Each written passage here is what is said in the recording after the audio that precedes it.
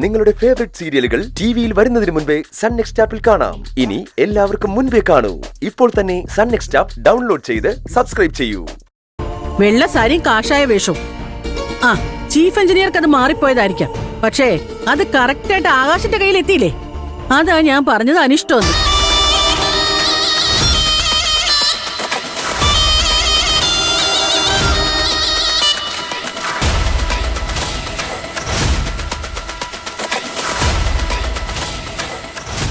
അതെ, നമ്മൾ ഒരു നല്ല കാര്യം ചെയ്യാൻ തീരുമാനിച്ച അത് ഗുണമാണോ ദോഷമാണോ എന്ന് ലക്ഷണങ്ങൾ കാണിച്ചു തരും.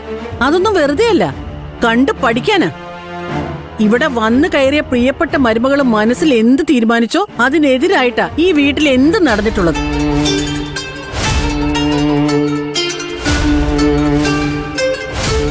അതെ, ഉദാഹരണമൊക്കെ ഞാൻ പറയാതെ തന്നെ ഇവിടെ എല്ലാവർക്കും അറിയാവുന്നതാണല്ലോ.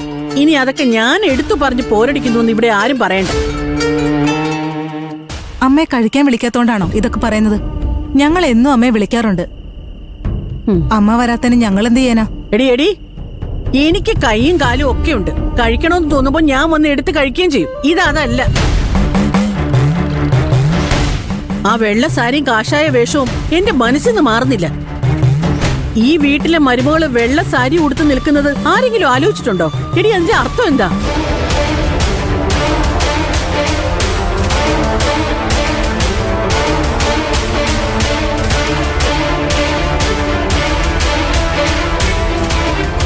ആഘോഷമൊക്കെ വേണം, പക്ഷേ അസുര ജന്മത്തിലുള്ള ഒരെണ്ണം ഇവിടെ വന്ന് കയറിയിട്ടുണ്ടല്ലോ.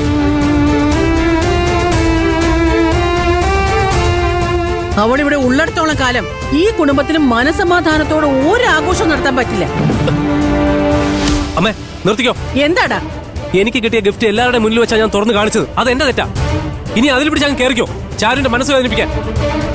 എന്റെ ചാരുവിന്റെ മനസ്സ് നൊന്താ അതിന്റെ 1000 ഇരട്ടി എനിക്ക് തോന്നും. അയ്യോ, ഇവളാരാടാ? അനാർക്കലിയുടെ മരുമോളോ? നിർത്തടി. നിന്നെ സഹിക്കുന്ന എന്താണെന്നറിയോ?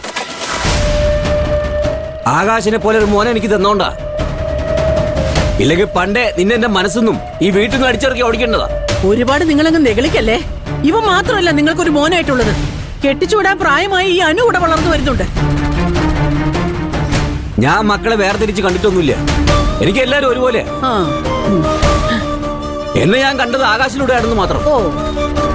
നിന്റെ അടുത്ത് നിൽക്കുന്ന ഈ മോനുണ്ടല്ലോ, ഈ ഫ്രോഡ്, നിന്റെ തനി സ്വരൂപ.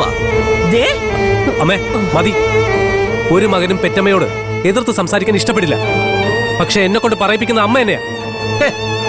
സ്വസ്ഥമായിട്ട് കഴിക്കാനിരിക്കുമ്പോ പോലും സമാധാനം തരാത്ത നീ ഇവനുള്ള ഈ വീട്ടില് ഇനി ഒരാഘോഷവും വേണ്ട. വിശ്വാസമൊക്കെ മനസ്സിലുണ്ടല്ലോ, അത് മതി. ഒരു ഇഷ്ടം പറഞ്ഞുകൊണ്ട് ഭഗവതി വാ പോവാം.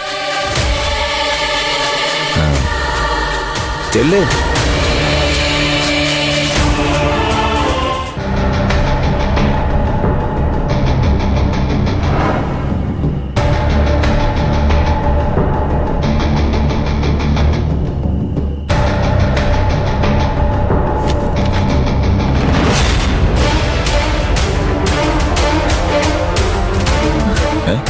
എന്താ അമ്മ കട്ടിൽ ചുറ്റി നടക്കുന്നേ?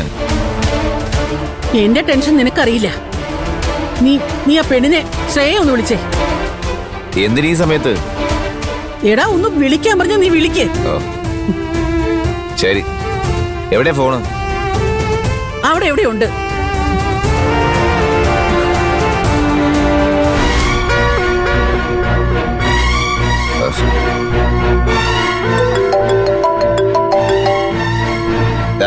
സംസാരിക്കും.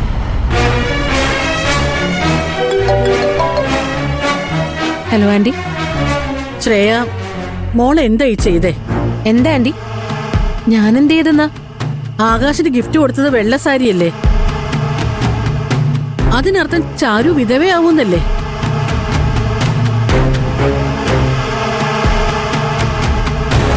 അപ്പൊ എന്റെ മോനെ ആകാശ ചിതയിലെത്തുന്നാണോ ശ്രേയ ഉദ്ദേശിച്ചത്? അതെ, എന്റെ മോൻ ആകാശിനോട് എനിക്ക് ദേഷ്യമൊക്കെ ഉണ്ട്. പക്ഷേ അവന്റെ അന്ത്യദിനം കാണാൻ ഞാൻ ആഗ്രഹിച്ചിട്ടില്ല, ആഗ്രഹിക്കുകയില്ല. അത് വിട്ടേക്കാൻഡി. ചെറിയൊരു കാര്യത്തിനാണോ ഇങ്ങനെ ടെൻഷൻ അടിക്കുന്നേ? ഞാൻ ആ വെള്ള സാരി ഗിഫ്റ്റ് കൊടുത്തെന്ന് വെച്ച് ചാരു വിധവയാവാനൊന്നും പോകുന്നില്ല.